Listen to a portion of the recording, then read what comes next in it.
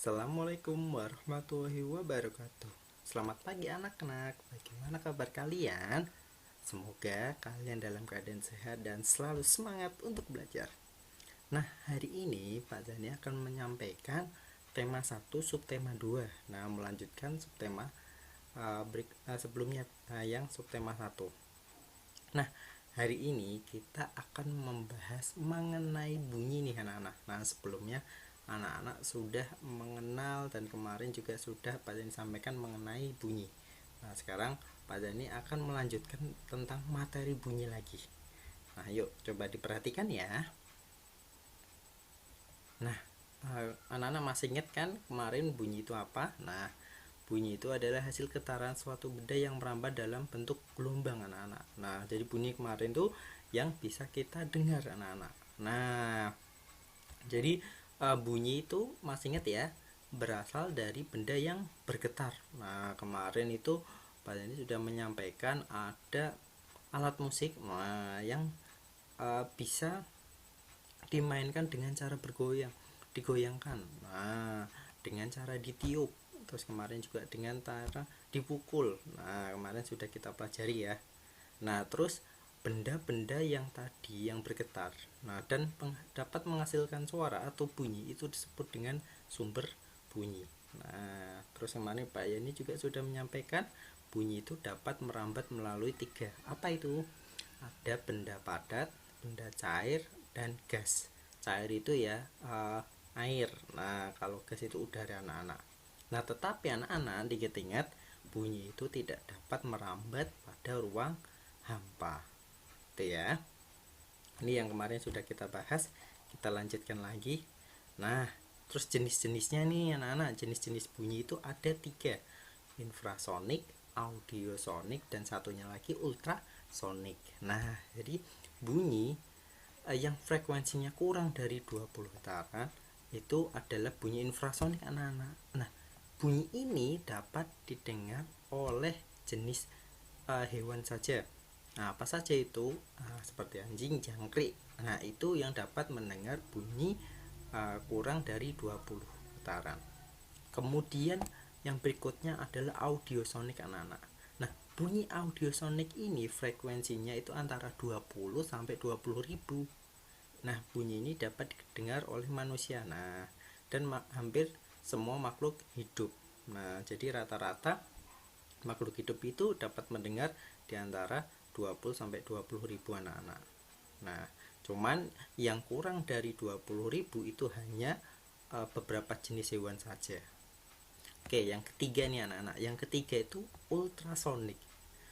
Ultrasonik itu adalah bunyi yang frekuensinya antara 20 ribu ke atas anak-anak. Nah, jadi lebih dari 20 ribu getaran. Nah, bunyi ini itu dapat didengar oleh jenis hewan saja anak-anak seperti kelelawar dan lumba-lumba. Nah, jadi kita tidak bisa mendengar frekuensi lebih dari 20 ribu. Nah, yang bisa mendengar itu adalah kelelawar dan lumba-lumba. Jadi untuk jenis bunyi diingat-ingat anak-anak ada 3. Infrasonik, kemudian audiosonik, dan ultrasonik. Kalau infrasonik itu kurang dari 20, kalau audiosonik itu tengah-tengah 20 sampai 20 ribu, kalau ultrasonik itu lebih dari 20 ribu.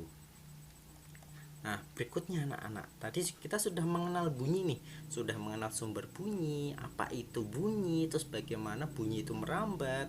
Nah, sekarang nih anak-anak, kita dapat mendengar karena ada indera pendengar anak-anak. Nah, indera pendengar kita adalah telinga. Nah, maka dari itu kita wajib bersyukur anak-anak. Nah, karena Tuhan Yang Maha Esa itu telah menciptakan bentuk tubuh yang paling sempurna. Salah satunya kita diberi indera pendengar atau telinga.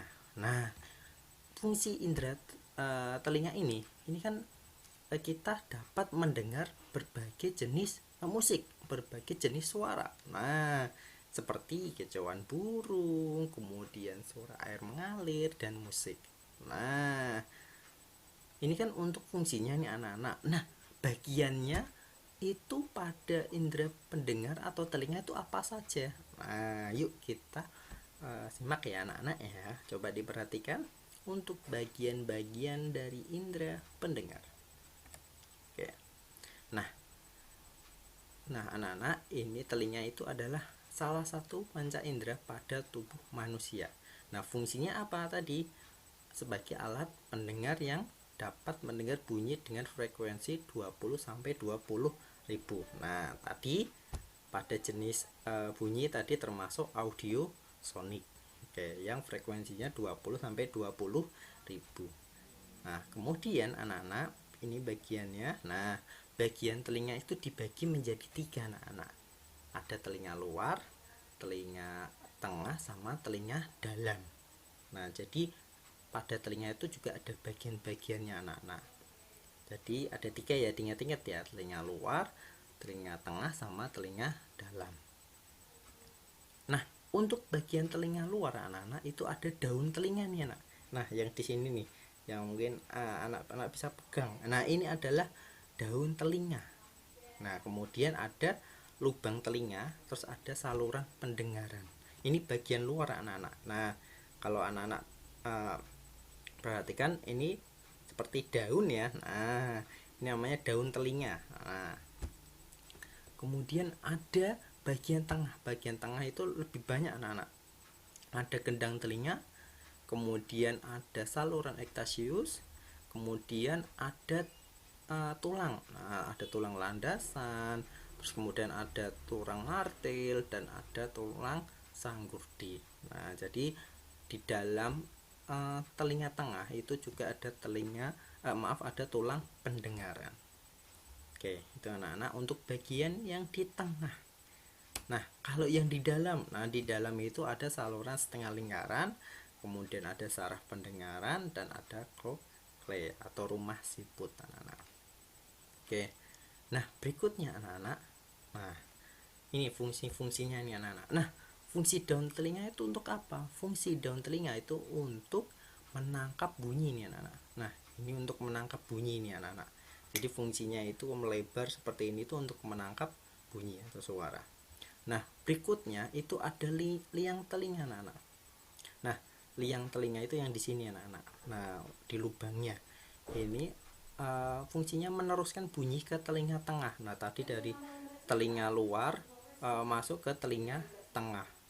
Nah, kemudian ada gendang telinga. Nah, gendang telinga tadi itu adalah menerima getaran bunyi dari daun telinga. Nah, tadi dari luar, kemudian disalurkan tadi ke lubang telinga, terus kemudian ke gendang telinga. Kemudian di sini ada tulang pendengaran. Nah, tadi ada tulang pendengaran itu fungsinya meneruskan getaran bunyi ke koklea. Kemudian ada lagi saluran setengah lingkaran, tadi fungsinya untuk membantu mempertahankan keseimbangan tubuh. Nah, jadi ini fungsinya untuk membantu mempertahankan keseimbangan tubuh. Kemudian ada saraf pendengaran yang nanti akan meneruskan bunyi ke otak.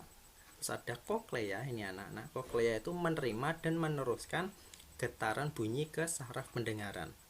Nah, yang bawah itu ada saluran ekstasius menghubungkan ruang telinga tengah dan faring. Nah, ini anak-anak adalah fungsi-fungsi pada bagian telinga.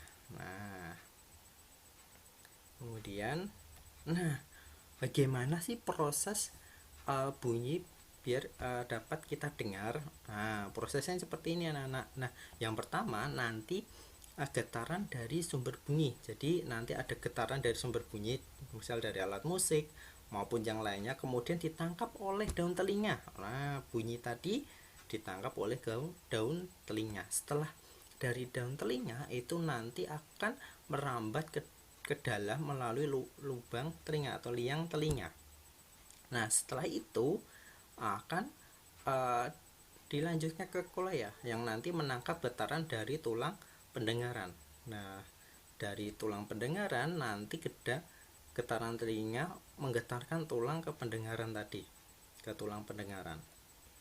Nah, kemudian gendang telinga digetarkan oleh bunyi. Nah, kemudian dikirim ke saraf pendengaran. Nah, saraf pendengaran mengirim rangsangan bunyi ke otak. Nah, yang terakhir itu otak kemudian menerjemahkan bunyi yang didengar. Nah, jadi bisa didengar sampai kita anak-anak. Jadi ada 9 tahap anak-anak.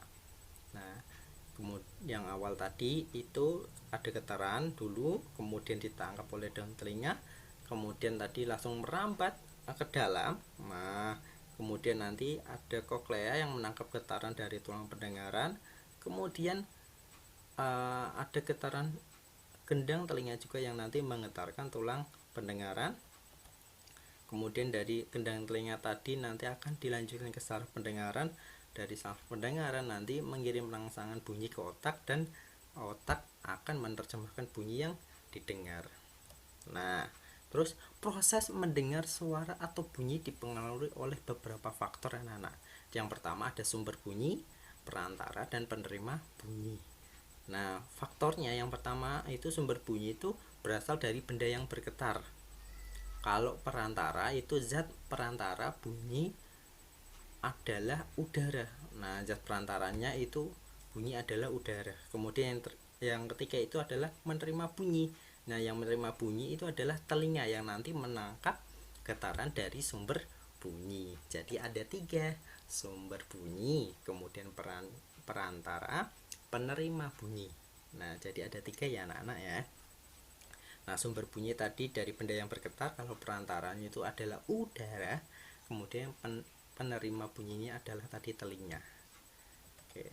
Nah, berikutnya ini anak-anak, tadi sudah mengenal bagian-bagian telinga, kemudian faktor-faktor yang mengaruhinya. Nah, sekarang kelainan. Nah, dan bagaimana sih anak-anak cara merawat telinga? Nah, ini kelainan pada telinga anak-anak. Nah, jadi yang pertama ada tunarungu. Nah, tunarungu itu telinga tidak dapat mendengar atau tuli anak-anak. Dapat dialami oleh seorang sejak lahir atau setelah dewasa. Nah, kemudian ada keluar cairan berbau. Nah, ini bau yang tidak sedap. Nah, biasanya terjadi radang pada telinga bagian dalam. Jadi ada iritasi di bagian dalam. Kemudian otitis media itu penyakit yang disebabkan infeksi bagian tengah. Nah, anak-anak, jadi anak-anak perlu merawat telinga anak-anak. Nah, biar bersih, kemudian ya tidak menimbulkan beberapa penyakit. Nah, untuk cara merawatnya anak-anak, nah bisa dibersihkan. Nah, bisa dibersihkan seminggu bisa 3 kali. Nah, atau seminggu 2 kali. Ya, yang penting jangan sampai ke dalam juga ketika membersihkannya. Nah, harus hati-hati gitu. Nah, terus bisa juga dicek ke dokter juga anak-anak jika misalnya ada